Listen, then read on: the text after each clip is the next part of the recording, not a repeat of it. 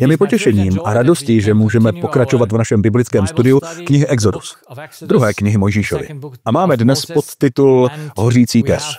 V této druhé knize Mojžíšově a také v celé Bibli, ale zvláště v této knize nacházíme zjevená dvě království a jejich protiklad. Království svobody a království zajetí. Boží království je královstvím svobody, protože on je původcem svobody a satanské království je královstvím zajetí, protože Satan je původcem zajetí. V Božím království každý uznává svou duchovní závislost na Bohu. V satanském království je popření jejich duchovní závislosti na Bohu.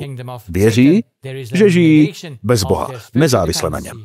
V Božím království existuje duchovní nezávislost na stvoření, lidech, zvířatech, protože existuje závislost na Bohu. Nemáte si co brát od lidí, ani od zvířat. A v satanském království máte absolutní duchovní závislost na stvořeních, což se týká i lidí. Jsou v království temnoty nebo sebeklamu. Boží království je bez strachu, bez omezení, protože existuje jasné sebepoznání a vlastních schopností. A takže se nikdy nepokusíte o nemožné. A pokud se nikdy nepokusíte o nemožné, nikdy neexistuje možnost strachu. V království temnoty je vše charakterizováno strachem kvůli neznalosti sebe samých a svých vlastních schopností. Věří, že jsou Bohem, takže si myslí, že mohou dělat cokoliv a nevidí, že sami nemohou dělat nic. V Božím království není žádná kontrola nad druhými. A v satanově království je kontrola nad druhými neustálá, protože oni vám mohou způsobit ztrátu. Neexistuje žádné uplatňování moci. Není to potřeba. Ale v království temnoty a zajetí je uplatňování moci prostředkem volby. Je to vůbec ta první věc. Takže máme tento kontrast. A budeme ho mít stále na paměti, jak budeme pokračovat dále ve studiu této knihy Exodus. Minule jsme začali strachem faraona, který se domníval, že děti Izraele by se mohly stát pro město, pro zemi nebezpečím. A tak to chce změnit, aby se tomuto nebezpečí vyhnul. Jak na tuto myšlenku přišel? Že jsou nebezpečím? Protože má potřebu bezpečí. A má srdce, kterému říká, že nesmí prohrát. A za každou cenu se musíš vyhnout ztrátě. Všichni to víme v našem podvědomí. Musíme se vyhnout ztrátě. A v našem klamu věříme, že nám ostatní mohou ztrátu způsobit. Proto se faraon musí bát rostoucího lidu Izraele a jejich požehnání, protože by pro něj mohly být nebezpečím. Takže musí přijmout nějaká opatření. Cítí se zodpovědný chránit svou zemi před vnímaným nebezpečím. To je úžasné, že to dnes je to stejné. V této době každá země, kterou znám, o které občas ve zprávách slyším, posiluje svou ochranu. Vyrábí více zbraní a investuje do tohoto obranného systému spoustu peněz. Chtějí se bránit. Díky Bohu, že naše království není z tohoto světa. Nepotřebujeme žádnou obranu, protože Bůh je naše obrana. Naše království je v nebi.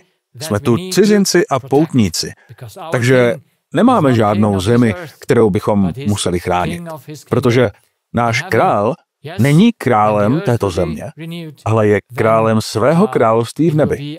Ano, až bude země obnovena, pak to bude naše království.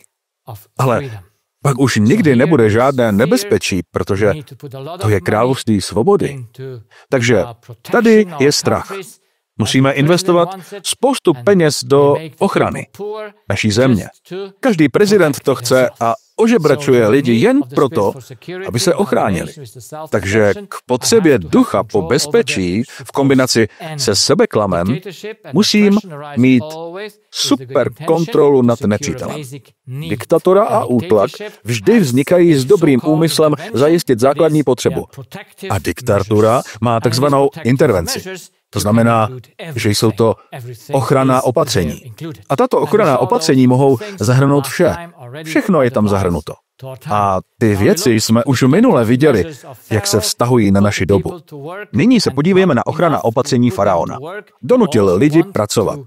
A nestačilo, že je donutil pracovat. Chtěl také zmenšit jejich počet. Řekl, že musí zabít všechny novorozené chlapce a tento zákon dal porodním bábám jako nařízení, aby zabíjeli chlapce a nechávali dívky naživu. Ale díky Bohu za porodní báby, které znali Boží zákon, i když v jejich době ještě nebylo k dispozici 10 přikázání, ještě nebyly napsány na kamenných deskách, ale zjevně je znali, tedy ne onu literu přikázání, ale věděli, že budou poslouchat Boha a ne faraona. Budou poslouchat faraona jen tehdy, když faraonův příkaz bude v souladu také s Božím příkazem. Takže v 10 přikázání není všechno napsáno slovem. Neříká se tam, nesmíš dělat chléb z kamenů, jinak hřešíš. Nebo neříká se tam, nesmíš skákat z vrcholu chrámu, jinak hřešíš. Nebo neříká se tam, nesmíš ignorovat lidská přikázání, jinak hřešíš. Takže všechny tyto věci nejsou výslovně v 10 přikázání napsány. Proto musíme znát základ zákona a ten je vždy neměnný. Tak je to od věčnosti. 2 desky zákona existují od věčnosti, jako braní a dávání. Protože všechno, co je kanál. Nic jiného, než na tomto principu neexistuje.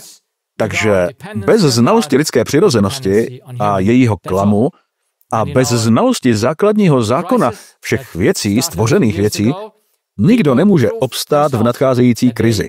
Protože v této nadcházející krizi musíme obstát.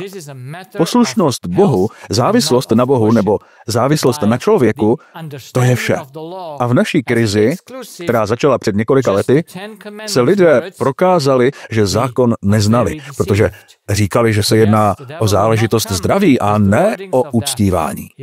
S porozuměním zákona jako výhradně litery, tedy slov, 10 přikázání, jsme velmi oklamáni. A ano, ďábel nepřijde s tímto zněním 10, bude mít jiné věci, o kterých přesně ví, kde může být zákon porušen. Proto musíme mít komplexní porozumění.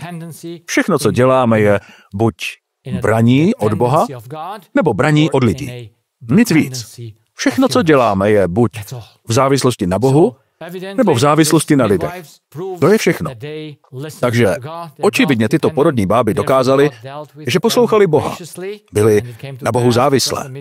Proto s nimi Bůh jednal milostivě a stalo se, protože se porodní báby báli Boha, že jim dal domy.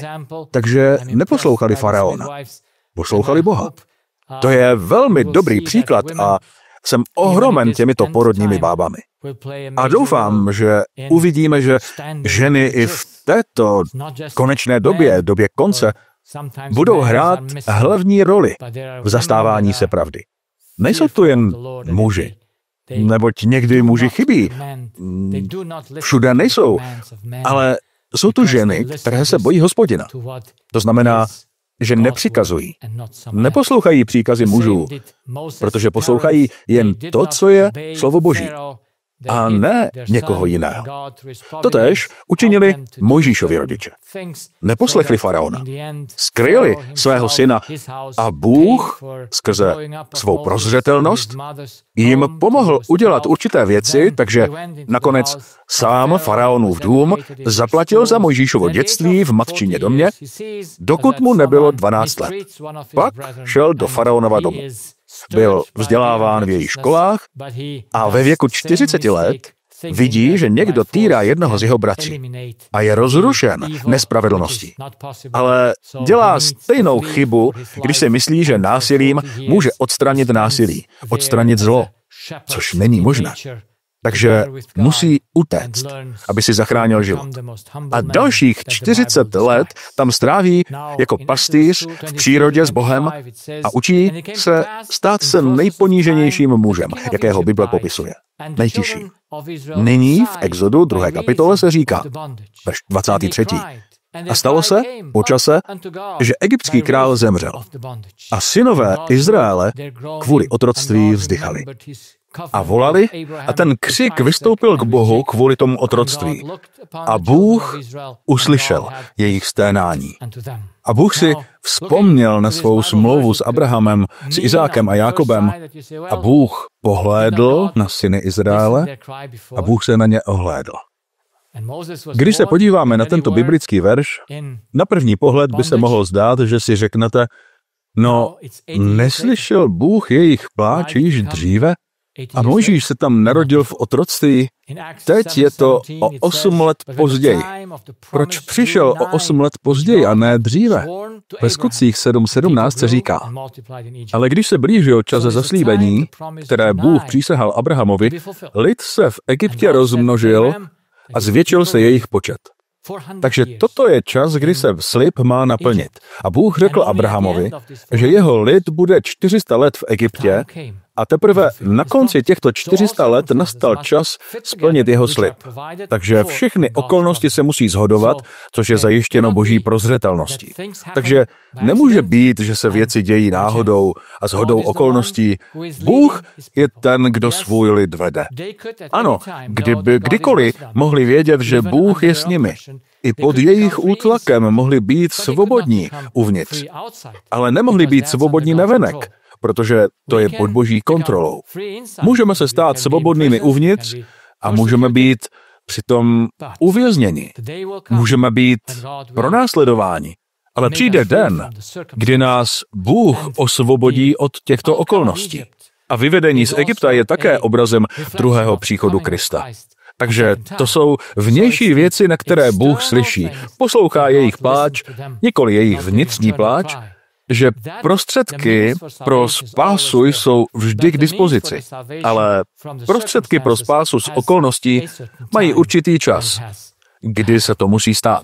Takže můžeme přijít a číst v Exodu 3:1.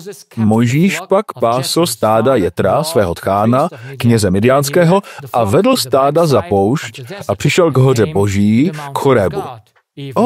Kde je Choreb? Skutky 7:30 to popisují.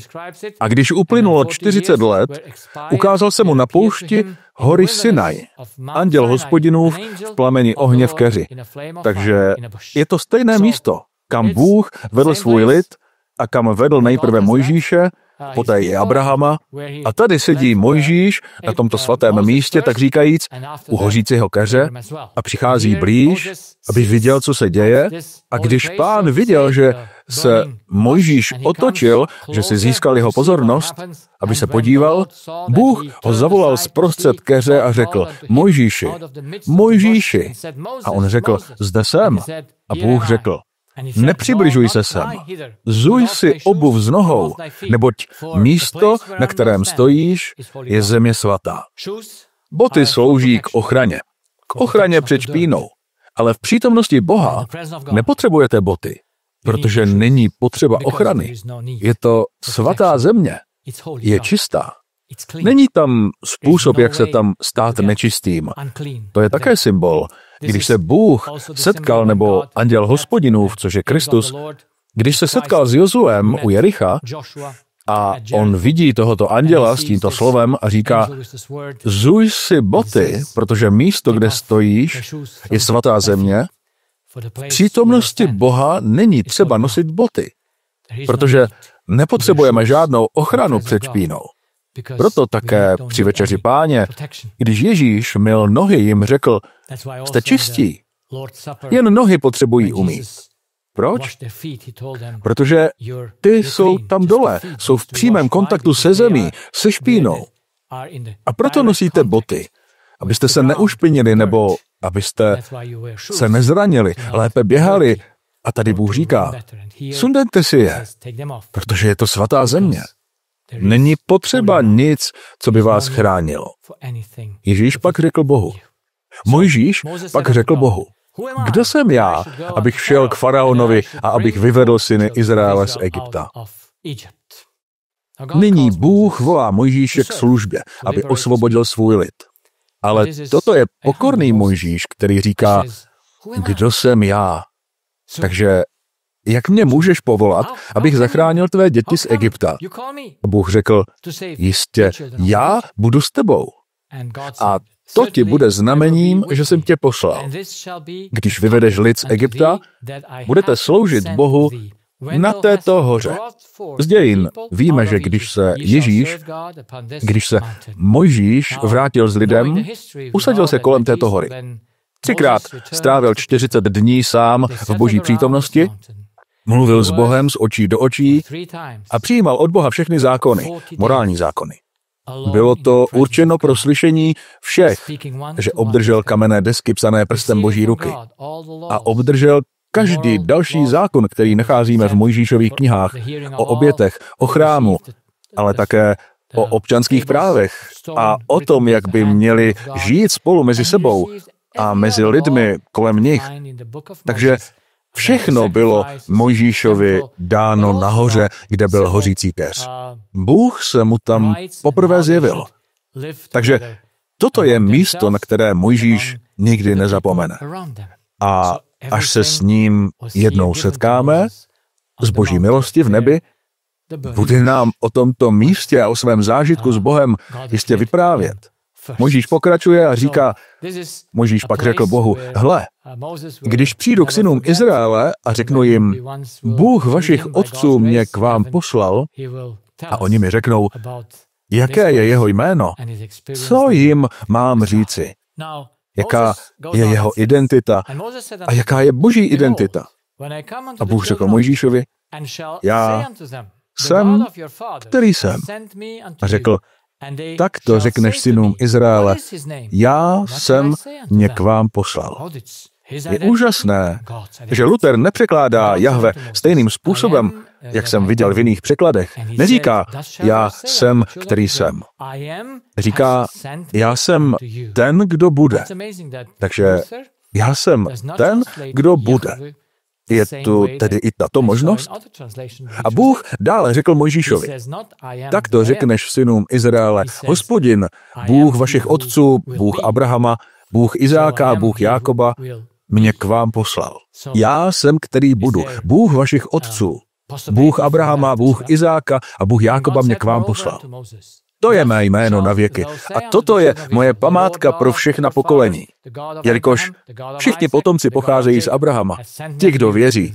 Bůh se stotožňuje se svými dětmi. Takže jeho jméno je s nimi také svázáno. Nyní jde o jméno? Jaká identita? Protože někteří lidé říkají, že Boha musíte oslovovat jen takto a takto. Tak to jméno a to druhé jméno. Je tomu skutečně tak? Římanům 11, 35. a 36. verš. Nebo kdo mu něco dal předem, aby mu to bylo vráceno? Neboť z něho, skrze něho a k němu jsou všechny věci. Jemu buď sláva na věky. Amen. Zjevení 1.8. Já jsem alfa i omega. Počátek i konec, pravý Pán, který je, který byl a který přijde, všemohoucí. A Zjevení 4.8, tam se píše, svatý, svatý, svatý Pán, Bůh všemohoucí, který byl a je a který přijde. Takže dejme to všechno do jednoho obrázku. Toto je obraz Boha, který jsem pochopil. Proč takto? Protože to přesně předznamenává to, co je napsáno v textu, který byl. Bůh vždy byl, vždy je, protože je příčinou všech věcí. Takže pro nás byl v minulosti a je v přítomnosti a je, který má v budoucnosti přijít, protože nikdy nepřestane ve své existenci. Takže když předkládám Jahve, jsem, který jsem, nebo který přijdu, nebo který bude, je to totožné, protože to jsou všechny tři části, které Bůh má. Vždy byl v čase, vždy v čase je a vždy v čase bude. A v nadcházejícím čase, ano, bude v čase. Toto je tedy z jasnosti Boha. A pak apoštol Pavel přechází k funkci Boha. od něj. Takže on je původcem všech věcí a skrze něj jsou všechny věci udržovány. A všechny mu slouží. Protože to musí skončit. Zde je časová osa.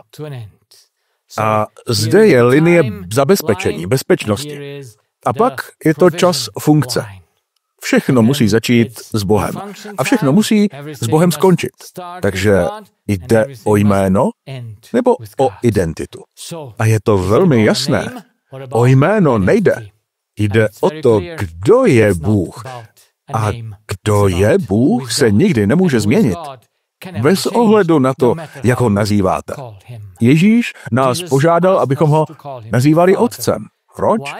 Protože je naším původcem. Pocházíme od něj a skrze něj žijeme. A chceme ho brzy vidět a žít v jeho přítomnosti. Takže toto je krásný obraz Otce, který nás učinil svými dětmi v Kristu. Nyní má Mojžíš další otázku k Bohu. Říká, no a jak mi uvěří? Protože každý může přijít a říct, Bůh otců přišel a poslouchejte mě. A Ježíš musel říct v Janovi 4:48, dokud neuvidíte znamení a zázraky, neuvěříte. Proč? Znamení a zázraky lidi ohromují. Proč nemůže všechno zkontrolovat podle posouzení zákona? A potřebuje dodatečná znamení. Mohlo by to být proto, že si neuvědomuje, jak vyhodnocuje informace. Takže v jeho posledních dnech a vždy, ale zvláště v posledních dnech, ve Zjevení 13 vidíme, že jsou konány velké zázraky. Dokonce i oheň padající z nebe, divy a znamení. Proč? Protože mají lidi ohromit, aby uvěřili. Ale kdo pozná rozdíl mezi znamením Boha a znamením ďábla? Pokud nemáte jasný důvod v souzení zákona, potřebujete praxi. Takže vidíte, že porodní bába nepotřebovala žádná znamení, aby Boha poslouchala. Věděli, co je a co není správné. Co je správné a co je špatné. Co je možné a co možné není.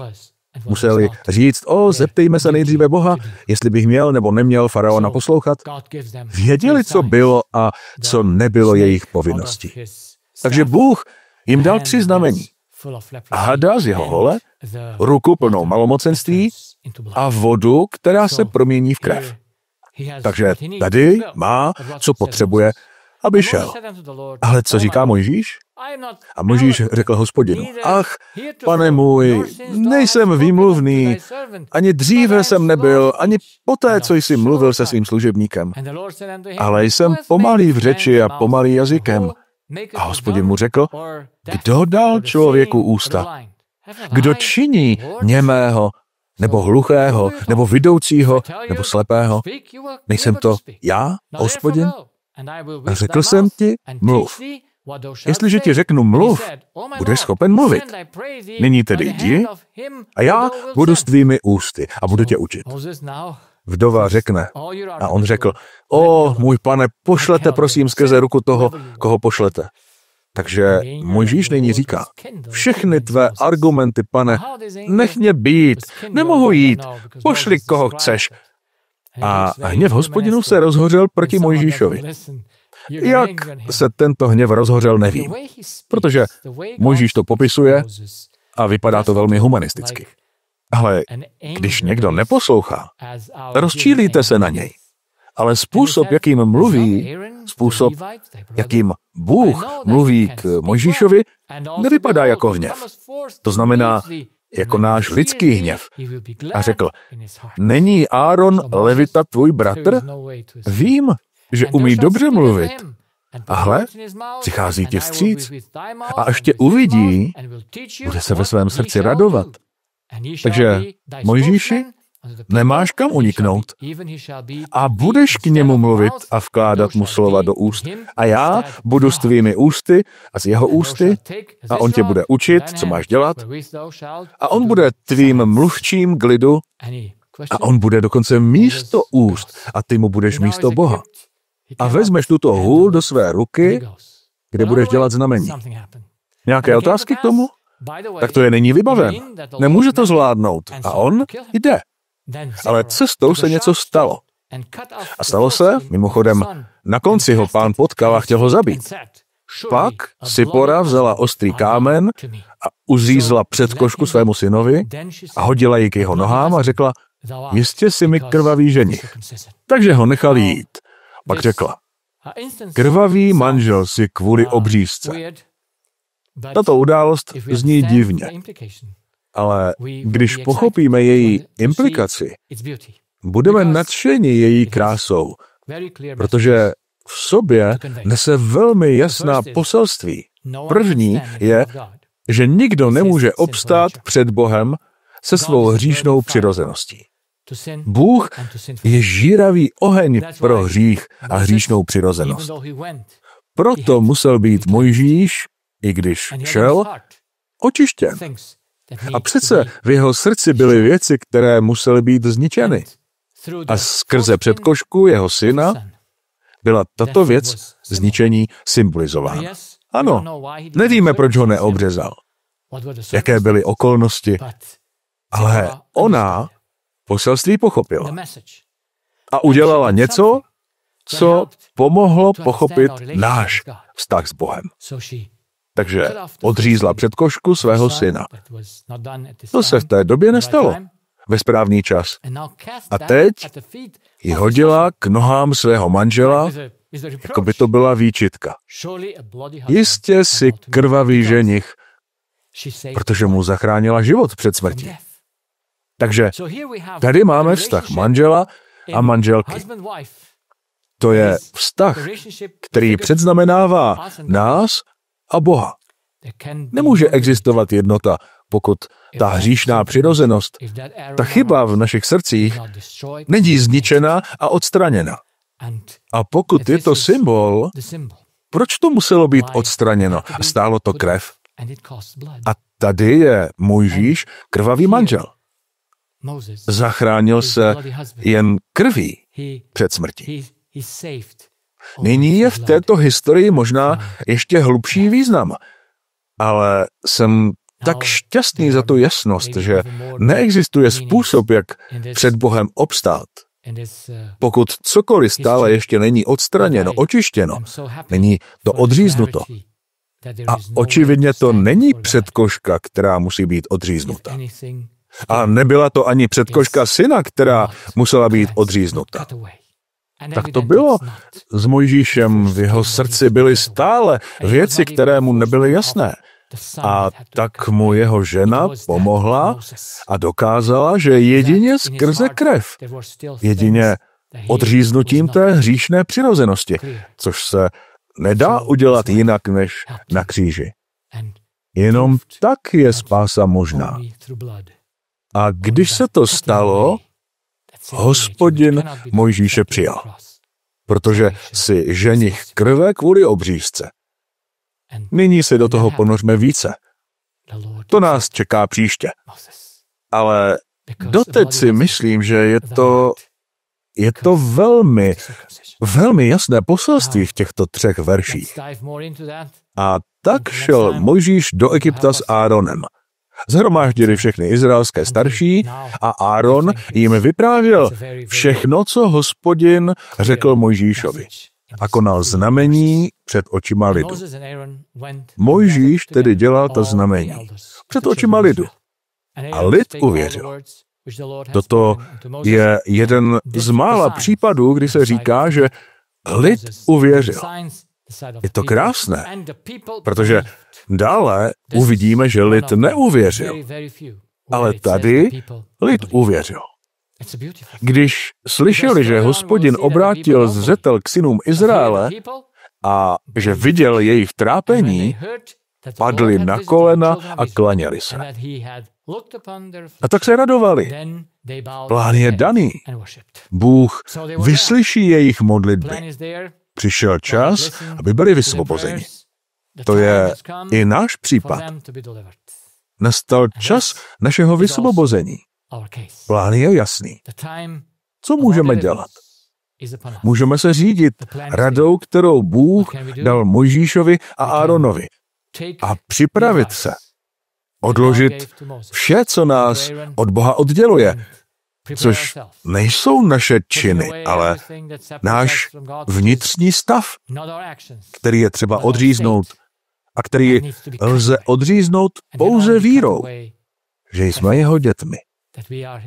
Dal nám všechny prostředky, abychom se mohli těšit s velkou nadějí, s velkou vírou, protože naše záchrana, naše spása je blízko. Amen.